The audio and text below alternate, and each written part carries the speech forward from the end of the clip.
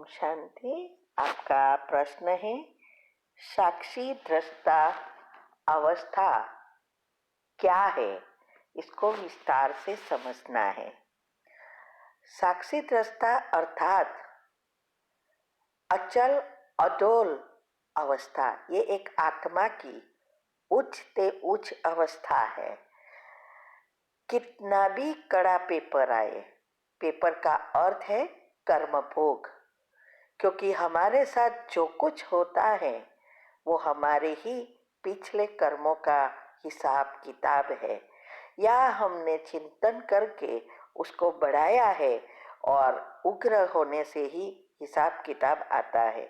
चाहे कोई परिस्थिति के रूप में, चाहे बीमारी के रूप में, ऐसे अनेक प्रकार की परिस्थितियां आती है। तो उस समय हम अचल अडोल रहकर उस पेपर को पास करें, इसको कहते हैं साक्षी दृष्टा। हमारे मन में उसके बारे में न कोई चिंतन चले, या न कोई अंदर से हमारे विकार, माना गुस्सा या नफरत या कोई भी विकार बाहर न आए, और हम अच्छे विचार चलाकर बाबा से शक्ति लेकर हम उसको समाप्त कर सके। तो ये अवस्था करना ही ये पुरुषार्थ है। ये इससे ही हम हमारे पुराने हिसाब किताब चुकता कर सकते हैं और संस्कार परिवर्तन कर अच्छे पुण्य कर्म भी बना सकते हैं, क्योंकि इस अवस्था से हमारी सुषुम्ना नाड़ी एक्टिव होती है। जब हम सोचना बंद करते हैं और हमारा अच्छे संकल्प चलना शुरू हो जाते हैं और हम जो चाहे वो सोचकर बना, जैसे हमें संस्कार चाहिए वो सोचकर नया बना सके, इसके लिए ये अवस्था है। तो इसको बनाने के लिए पहले तो हमने जो विधियां बताई है उस विधि को अपनाना पड़ेगा। उस विधि से हमारे पॉजिटिविटी बढ़ानी पड़ेगी, क्योंकि अभी क्या है, हमारे सातों चक्रों में नेगेटिव एनर्जी है। इससे विचारों की उत्पत्ति होती ही रहती है और उसमें भी ख्यास करके जो बुरी चीज़ें हैं, नकारात्मक चीज़ें हैं, वही बाहर आती है, चिंतन होता रहता है, क्योंकि सारे नेगेटिव चक्र नेगेटिव एनर्जी से भरपूर हो गए हैं। तो जब हम उसकी विधि अपनाते हैं, हमारी जो 4 अवस्था है आत्मा की, वो पहली अवस्था ही फाउंडेशन है। यही हमारी इस चक्र के लेयर को बदलती है और पॉजिटिव बनाती है। उसकी विधि हमने यूट्यूब पर रखी है। चैनल का नाम है शिव शक्ति मेडिटेशन बीके कुसुम। फिर सब्सक्राइब करेंगे, प्लेलिस्ट में जाएंगे तो उसमें योग के बारे में जो क्लासेस है, इसमें ये आता है कि 4 अवस्था क्या है और कैसे जा सकते हैं। और अगर आपको ये अवस्था बनानी है, आगे बढ़ना है और हमारे संस्कार परिवर्तन करना है, पुण्य भर से भरपूर होना है, तो बहुत सारी चीज़ें हमने यूट्यूब पर बताई है साइंटिफिक रीति से, और कुंडलिनी चक्र की रीति से भी ये सूक्ष्म एनर्जी के बारे में बहुत कुछ बताया है। उसको अच्छी रीति समझो और समझकर जीवन में धारण करेंगे, हमारी सारे चक्र के लेयर्स बदल जाएंगे। फिर पॉजिटिव सोचना नेचुरल हो जाएगा, नेगेटिव के लिए हमें पुरुषार्थ करना पड़ेगा। तो ये अवस्था बनाने के लिए परमात्मा आके हमें सिंपल भाषा में ये सब बातें बता रहे हैं। साइंस अनुसार भी कहते हैं कि जब हम एक संकल्प में स्थित हो जाते हैं तो हमारा ब्रेन निष्क्रिय हो जाता है, माना उसमें कोई क्रिया प्रतिक्रिया नहीं होती है और जो चीज का हम जो गुण का चिंतन करते हैं, जो चक्र से जुड़े हैं, वो गुण परमात्मा की एनर्जी में, क्योंकि जब हम एक संकल्प में स्थित होते हैं तो परमात्मा की एनर्जी हमारे में आना शुरू हो जाती है और वो गुण जिसका चिंतन करते हैं उस चक्र से जुड़ी हुई नेगेटिव एनर्जी डिस्ट्रॉय हो जाती है और पॉजिटिव से भरपूर होती है। तो इससे हमारे संस्कार परिवर्तन होते हैं या हमें जो चाहिए वो हम प्राप्त कर सकते हैं। यही है सबकॉन्शियस माइंड को खुलना, अल्फा स्टेज है। तो ये सब बातें हमने यूट्यूब पर रखी है, साइंटिफिक रीति से भी बताया है। तो ये साक्षी दृष्टा होना अर्थात कई बार परमात्मा कहते हैं कि एक ट्रस्टी बन जाओ, आपके पास सब कुछ है, उसको यूज करो, उसको छोड़ने की जरूरत नहीं है।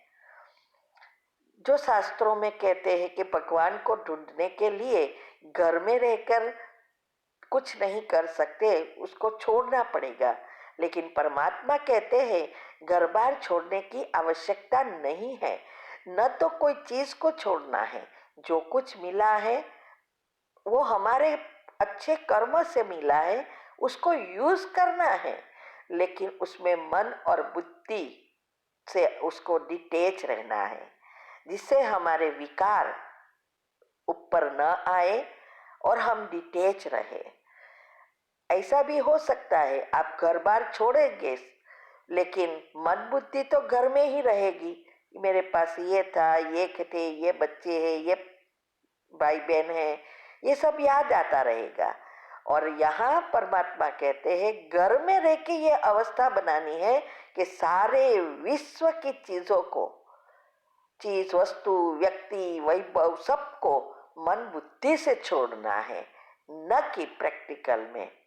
और साथ साथ हमारी गुण को एक्टिव करना है और आत्मा में शक्ति पर स्वर्ग के लायक बनाना है। तो दृष्टि बनना यही है साक्षी दृष्टा अवस्था।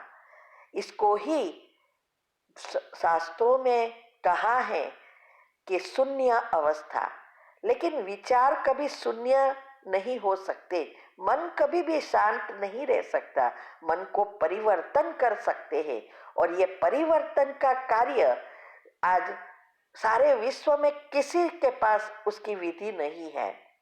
बहुत लोग बता रखते हैं सिर्फ बताने के खातिर, लेकिन प्रैक्टिकल कैसे करना है, क्या है वो, ये किसी को नहीं पता है।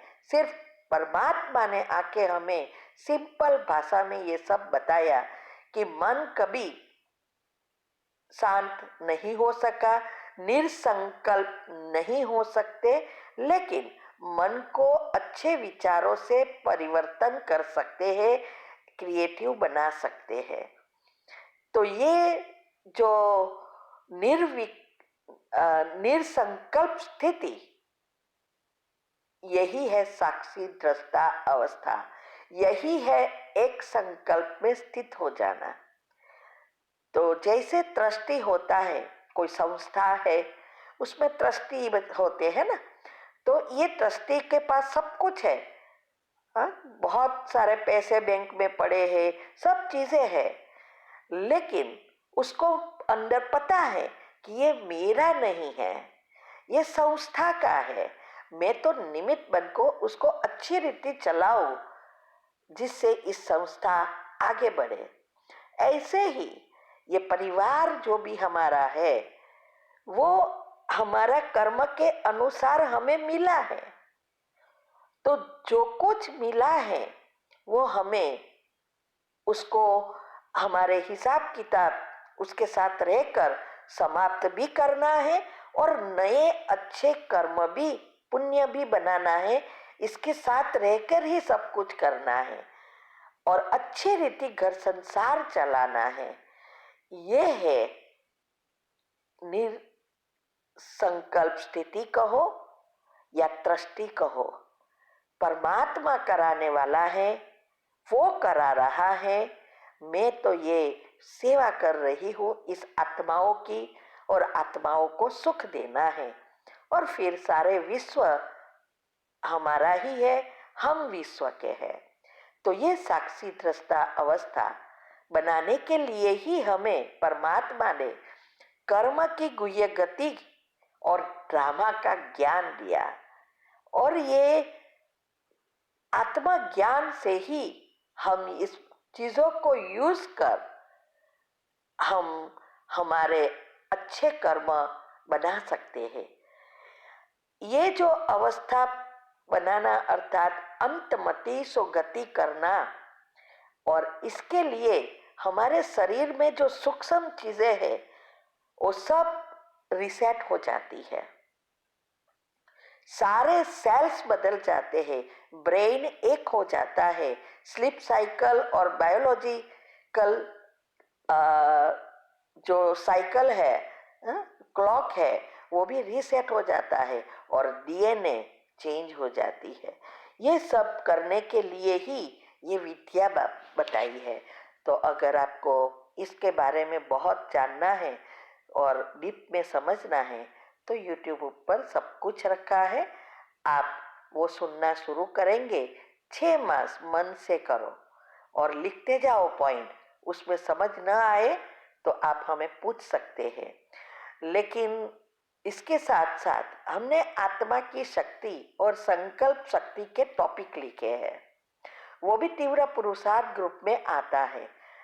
और वो भी जो कुछ ग्रुप में आता है वो रोज का रोज करना है। उस टॉपिक को भी अच्छी रीति समझो, बहुत कुछ है।